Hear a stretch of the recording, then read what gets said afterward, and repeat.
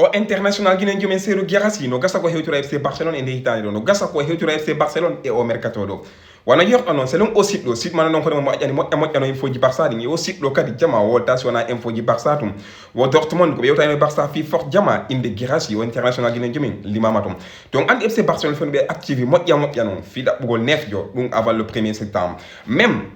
woni ko ɓe hollite nane déco fewno ɗo himo e leydi ko hella Europe ton fi yewgol yewda e nef jogo ko hombo jama ndare vidéo hawlanna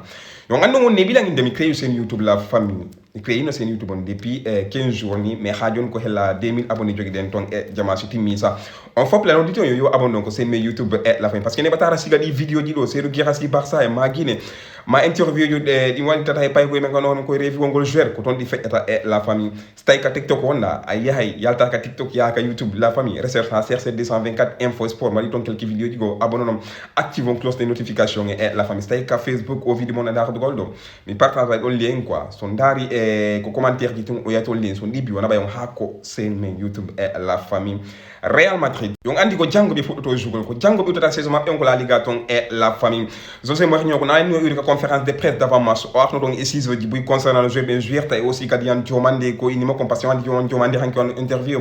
o holti woymo pari woymo woni prêt fi mayogol fi José Mourinho e la famille wonno piiji buy ko arti ton no place joueur e melanu non ko vidéo go matam explique non la famille o mi artina on e joueur non hoore mon ko assemblée o liste do e aussi kadi convoca ben la famille wonno yordo non ko gardien de but ko Courtois lin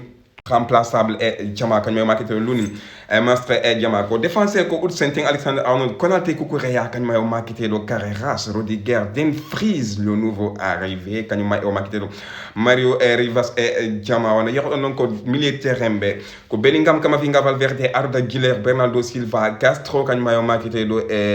Alex Essuera a jama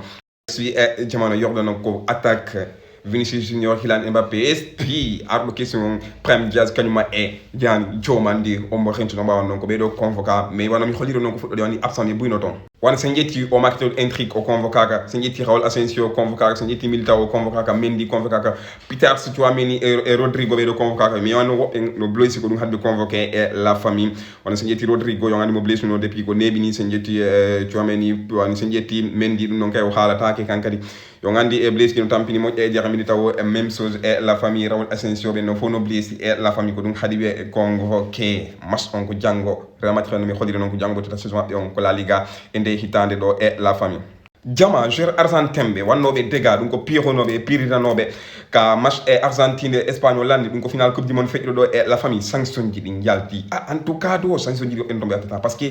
joueur jogono to wonno sanction nama ko yato 10 mars même fédération argentine football woni ko wadana amande e satudo e la famille Gavi ka joueur Barça woni ko sanctionna e ndar sanction wana yor non la famille la fédération argentine de football a été condamnée à une amende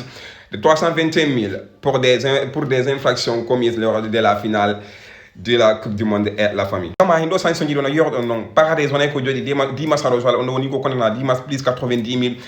Gavi e quand on est ko jodi e mas donc ko jodi FC Barcelone au jouali et plus 30 000 au marketé do Noel Molina quand on est ko jodi e 7 mars plus 90 000 au marketé allemand on est ko jodi quand di match plus 30 000 au marketé do wana mi xodi Roberto Ayala on est ko jodi quand di ko yata 3 mars plus 30 000 e jomano yordo non fédération argentine de football en kamika woni ko be kondana mbudi dum wana yirdo non e jama e Molina wana ko jodi 7 mars plus 90 000 Roberto Ayala wana ko jodi 3 mars plus 30 000 Thiago Almeida e mars plus 30 000 Gavi wana ko jodi mars plus 30 000 e jama fédération argentine de football en kamika wana mi hodino ni ko be kondana en somme de 321 000 et aussi kadi imbudi don non be yette non ko yata wana mi hodino non ni imbudi wana ko yitti don ko yata 100 000 non e jama ko versete modjobe. Du coup, nous avons fait lutte contre la discrimination et jama nous avons dit donc nous avons dit yarata wana yordo non ko dum do feƴƴuno ka final coupe du monde sanction ji din tombi joueur be go watata wan sen jetti o makito do parade do yotkan ko ata dimanche hara o joali hela Argentine ton FC Barcelone jama be adiga de joueur jogo FC Barcelone e so di gardien jogo wana yo ngande nyande mer no holton be fala o gardien do mais avant comme holton hari fus wada ko dum ko gardien wondo joueur de Fenerbahçe e Quadio e jama wana yordo non Dominique Livakovic woni ko hoti FC Barcelone sur un montant de D plus D sur un montant de 4 millions d'euros donc 2 millions plus 2 millions de bonus et la famille on odo be sore mo mais na pour nde hitande do donc be lubi terme ton ha sitande lani dum o marketé do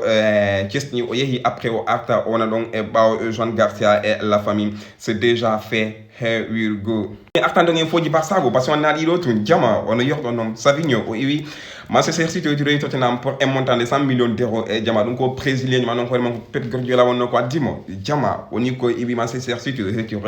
hella et Tottenham sur un montant de 100 millions d'euros et la famille on andi non e Manchester City kambi kanu la baton son dari Marmous no kasa ko weton Savigno ibi ton Rodri ibi ton et la famille Maresca yo wadu go national ko don parce que yinde ñani ko Arsenal wadi be kon et la famille faintin kasi fe ilo mi holta yon o international ghanéen Thomas Partey woni ko hetorel l'Arabie Saoudite et diamant donc ex-joueur du Arsenal ex-joueur du Atlético Madrid et diamant woni ko hetorel l'Arabie Saoudite et diamant le club marketé do Al Sabab et la famille woni mi holiro non Thomas Partey international ghanéen woni ko hetorel l'Arabie Saoudite faintin kasi fe ilo diamant no yodo non ko retribe Tottenham beni Tottenham ba be ratu de jippe gon wala de hitande fe ilo diamant hibe nyaadi nyaska mercato do be addi ko yatawa si ça c'est joueur la famille parce que Savigno ari Tolini woni ko hewtiri ton Matteo Fernandes o mano hoore mo Real Madrid no fala no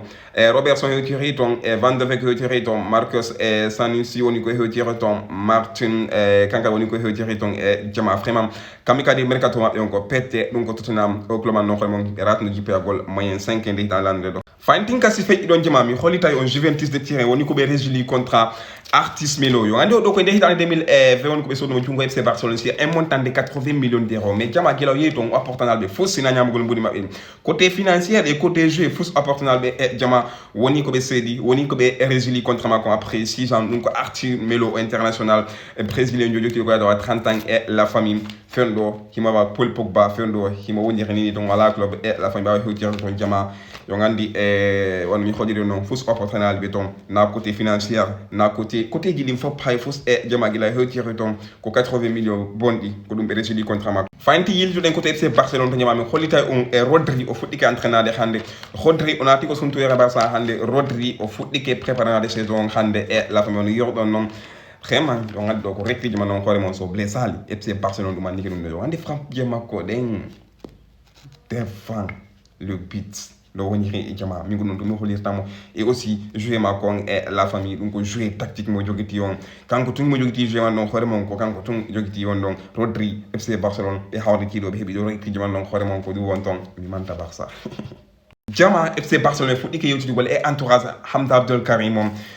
fi be dugol e clause de rébellion ton makon fi be dugol lande fi signo contre makon du tout be dapi gilin ton e la famille be fuddi ke yewti gol kambe entourage makon parce qu'on defendo et mo disposer un clause libératoire de 15 millions d'euros FC Barcelone fala clause libératoire ko jawa ha ko atawa 150 millions d'euros et la famille donc o makito Hamza Abdel Karim hewti do batani tan do fetu do fen wado golle makko den et la famille en tout cas discussion giling e fuddike la famille entre bedo jama fantin fe idon artin fi Alvarez parce qu'on dit Alvarez odo vraiment kon foko Barça Atlético Madrid et dernier étonnant et on ko be holitimo en tout cas ba di préfier gol mo Arsenal ma club go même Arsenal selon les informations de notre team kambitik be yoti mais Alvarez ko andini be kanko vraiment kon foko Barça fala yogol et la famille Arsenal selon les informations mais notre team be yoti on a mi holiri on non mais ko andini be kanko o fala ke yogol ton fala ke tirgol ton vraiment kon foko ton FC Barcelone et même si pour Atlético Madrid be habi parce que handi ko défense entraînement Atlético Madrid wonno quoi on football be holiti o Julian Alvarez do yambe ton Julian Alvarez dégage et la famille du coup kambe katigi habi o duma do et la famille ko supporter Atlético Madrid wana mi hodiro non ko football do international guinéen jumen no gasa ko hitu FC Barcelone de tan wana yo non Erzan le nom de Serhou Guirassy a été évoqué lors des discussions du FC Barcelone avec Borussia Dortmund pour Hector Forte et la famille l'attaquant dispose un clause libératoire de 30 millions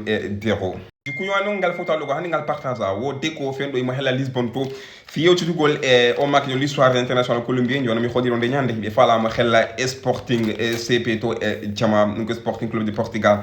deko selon les informations wo hande o hewti on côté ton fi yogol yo daybe non yo anno kala taro Martinez kadu selon les informations ko don option numéro 1 Barça on kadi o international guinéen jemeno be so de won pass ko des saisons ma saison goto baya dugol Alvarez mimina Barça hibi cioko international guinéen jemendo affaire assif 10 minutes la la famille ko dum tan explicando ala ba ko min yo abonné ko sen YouTube wassalam en vidéo ko pay ko mon ko CRC 224